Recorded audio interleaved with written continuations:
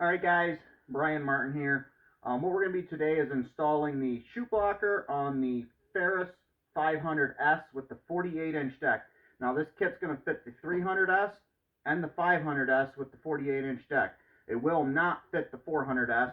One of the ways to know on that is if the deck has the lower bar on here. The other thing it's going to be able to fit is the Simplicity version of this. It would be the Courier. The Simplicity Courier with the 48-inch deck, but it would not include the 48-inch Courier XT. So, what we're going to do today, we're going to be installing this. You'll find in the kit is a plate like this. It's going to be 3 bolts. 3 bolts.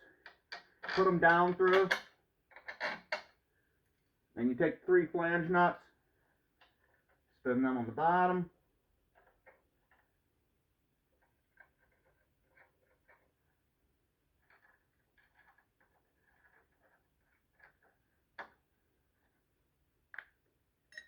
Half-inch socket. Half-inch socket, half-inch wrench.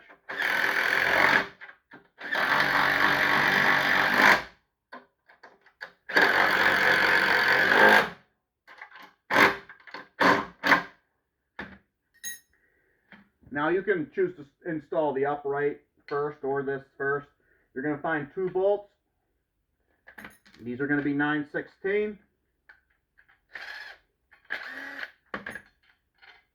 You can also choose to use the original hardware that was holding the flap on here. There's 2 bolts underneath here. If you flip the flap up, just take the 2 nuts off of there and the whole flap assembly will come off. The other thing I failed to mention is that there's a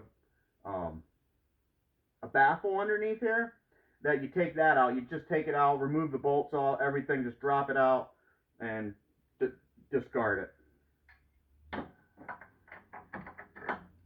So you can use the original hardware. If you were using the original hardware with the carriage bolt that they have on the back here, you would put those from the front back.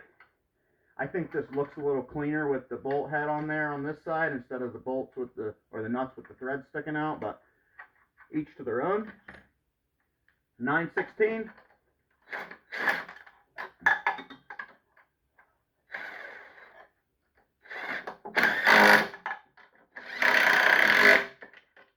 Tighten that up. Now you got your flap. Slide that into place. You got 2 more flange nuts. What you'll notice with these is that they're a top crimp nut locking.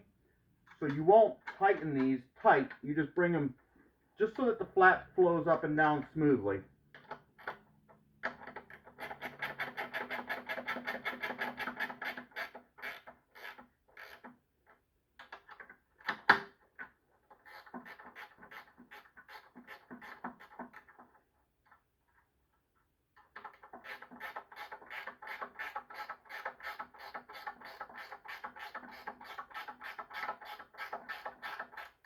So I'm going to tighten it too tight to show you what happens. If you tighten it too tight, it'll stay up like that, and you don't want that because you want it to be able to flow smoothly. You want it that it falls down. You let go, it falls down. You don't want it too loose that it's rattling and vibrating, but just enough that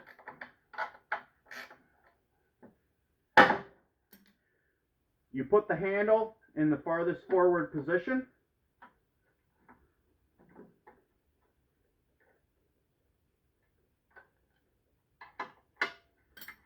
Now you have to adjust your rod. You have to adjust your rod till it slides on.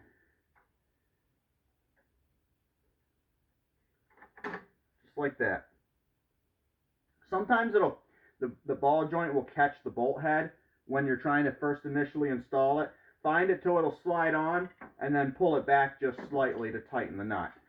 Makes it just a little easier. Tighten that.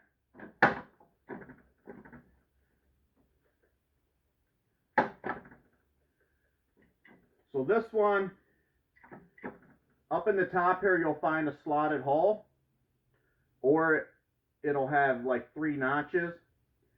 So this here one doesn't want to come to the full back position, which is fine. You can just use the second to the back position. But in order to fix that issue, we're going to take the bottom back off.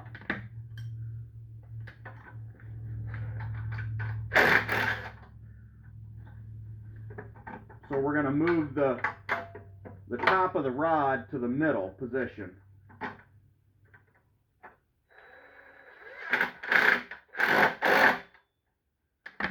We readjust the bottom.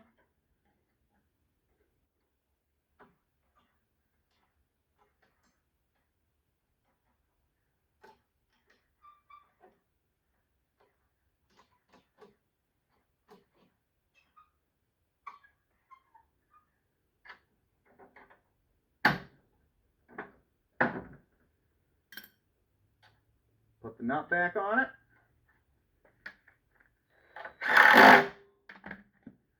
Test again.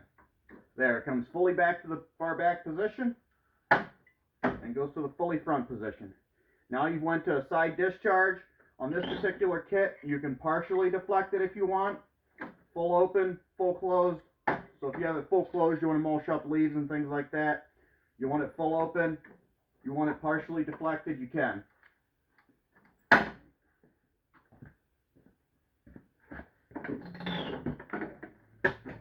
It's easily reachable from the seat. It's easy as that. And there you have it.